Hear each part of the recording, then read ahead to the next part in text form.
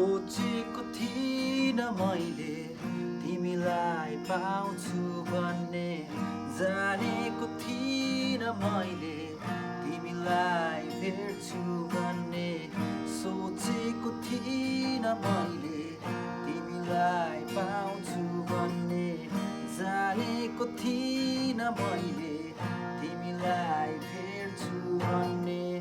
आशा थियो तिमीलाई आफ्नो बनाउने, आज मेरो सपना साकार भइदियो।